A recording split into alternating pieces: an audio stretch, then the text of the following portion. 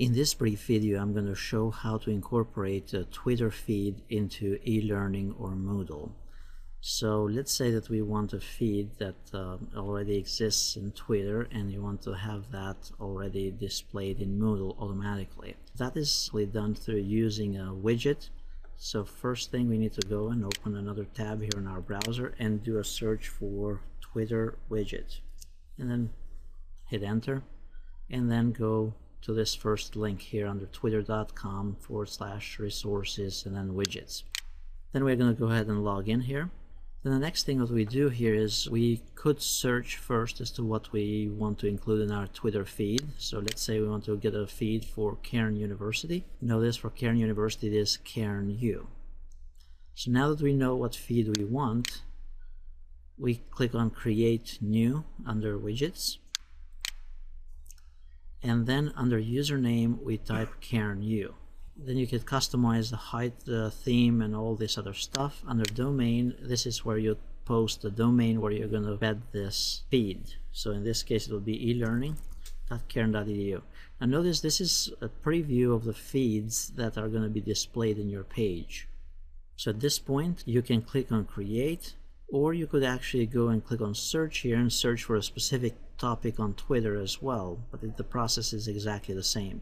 So now we click on create widget, and notice a bunch of code will be created here on the right hand side. So now that the code has been generated, notice the code right here, it's highlighted. Once it has been generated, you can press Ctrl+C to copy it, or right click on it and choose copy, or however you copy stuff. And now we are ready to copy this code into the e-learning page. So now we go into our course. We can put this code or this widget anywhere on the page. We could add it as part of the main content of the page, or we can add it on the right hand side of the page, and particularly maybe in one of the blocks on the right hand side. So the easiest would probably be to click on add a block, choose HTML, and then an HTML block has been created at this point. If we scroll back here to the bottom, notice it says new HTML block. Then click on edit, this pen, and now we want to embed the code that we copied from Twitter earlier into this box. Now you can't just copy and paste it in there. What you need to do is you need to embed it as HTML code. So we need to click on this HTML button, and then we want to paste it, what we copied earlier, to this area here under the source editor for HTML. Then we click on update, and then we choose where we want this to be displayed and all that type of stuff here, and then click on save settings. Now notice if we go and refresh our page here, we should be able to get all the feeds, the Twitter feeds from that account, or what we configured before. Again, keep in mind you can choose actually a specific topic or a specific word and so on, and all those feeds are going to be generated automatically.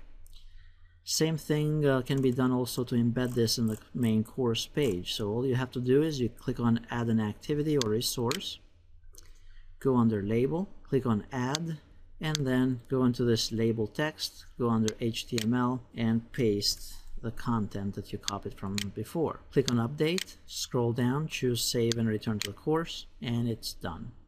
Now at this point, if we refresh it, they'll show up in this section.